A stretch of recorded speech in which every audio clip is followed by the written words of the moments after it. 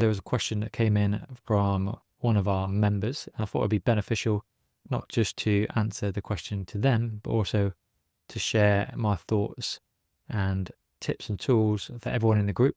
So I'm sure it's going to benefit more than just one person. So, question that came in, the title was, how do we navigate the junk food cravings if you're having a week where you just want to eat every chocolate bar, crisps, and whatever junk food you might have lying around the house? So, what are your tools and strategies to manage this, and what do you need to really monitor and look out for when it comes to understanding your food cravings as well? So we're going to start with understanding your food cravings initially and what could lead to an increase in cravings, because certainly when you understand that, you're going to understand how you're going to manage and look after your health better, and also how to understand just your thoughts and feelings around food and whether you are actually craving junk food or other things that you're missing out on that you're maybe not prioritizing, which could be the reason for your cravings. So one of the key factors that we crave junk food is probably down a lot of time to a number of factors. One of the key ones, and what I prioritize with all my clients, is sleep. So make sure you're sleeping really well. If you're having a period where you might not be sleeping as well as you would normally do for some reason, if it's night shifts that you work, or you might have a lot of stress on your plate and you're finding that getting to sleep is becoming a challenge. You might have children that aren't sleeping very well, and that also could be a problem. So really look at your sleep quality. How much are you sleeping each night over the course of a week? You should be sleeping 7 to 9 hours per night. That's what you're aiming for. You want to have a good regular routine as well when you're sleeping, and this will definitely help to navigate your food cravings, because when you're not sleeping very well, what happens is that your appetite hormone ghrelin increases, which increases your need to have more food. So that's your appetite hormone. So you want to eat more in order to navigate your day, because you're feeling tired. So you're looking for energy. So, and the quickest energy that you can generally get is junk food, quick and easy sugar into your mouth, and it stimulates your blood glucose, which gives you a burst of energy. So naturally, if you are tired, you're just going to reach for the quickest thing possible in order to provide you with that lift, that energy to navigate a few hours, and then you'll crash, and then you'll probably reach for another chocolate bar and go through that same cycle. A good example for me was me yesterday. I was driving quite a bit yesterday. I was doing some workshops for some companies. This required me to drive a couple hours to the location and then 2 hours back.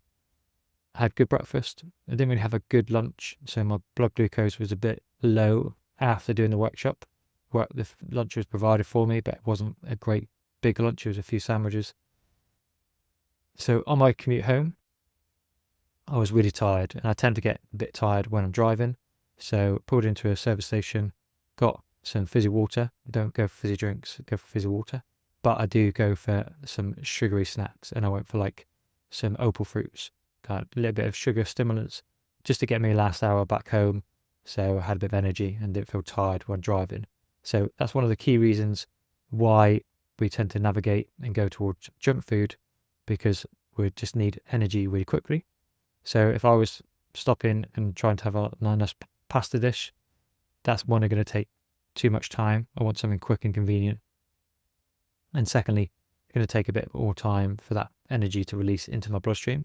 And I want the energy now. It's like having a caffeine fix to get you through those last few hours of the day. Or if you're commuting, for example, like I was, then you need that sugar.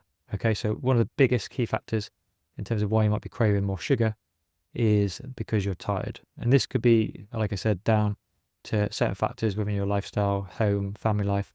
Also, it could be down to certain factors within your training.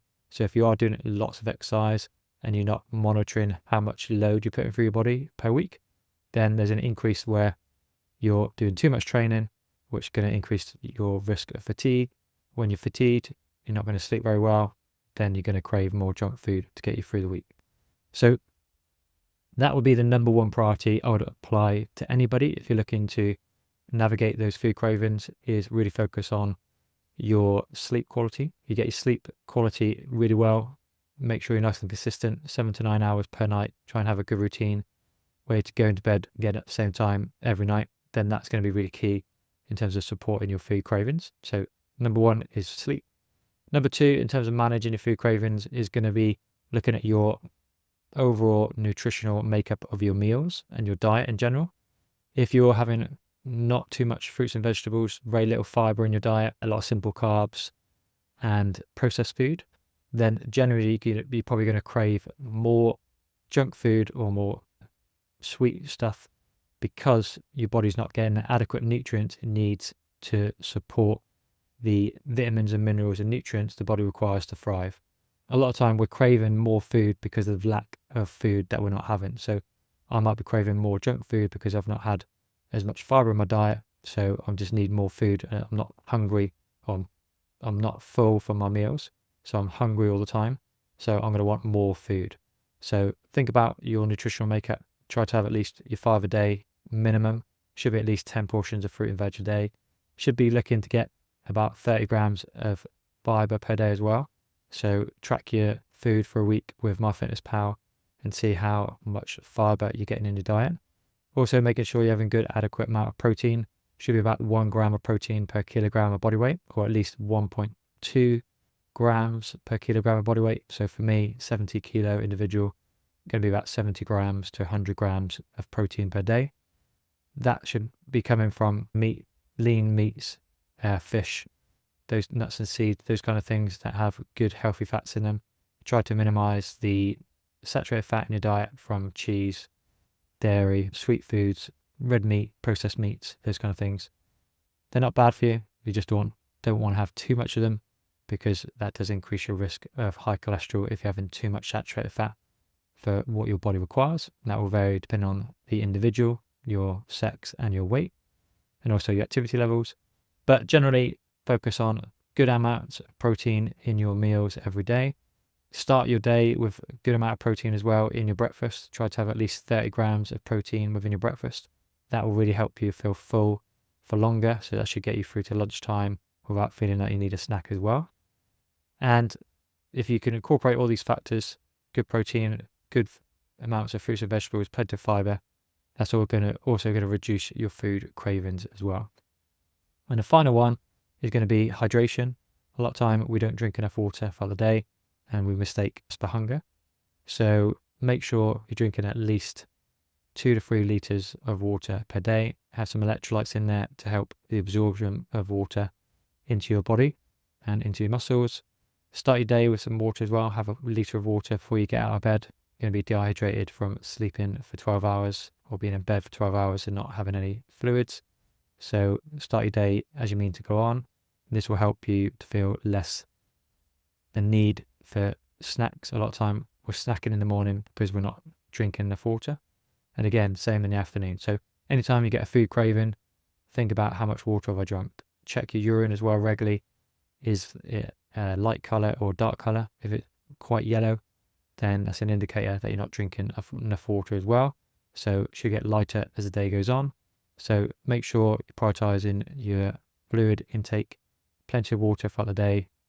Teas and coffees do contribute to your hydration. Just make sure you're not having too much caffeine, especially no more than 5 cups of coffee a day. If you're having too much, that can impact your sleep quality again, which then could affect your cravings later on the day after.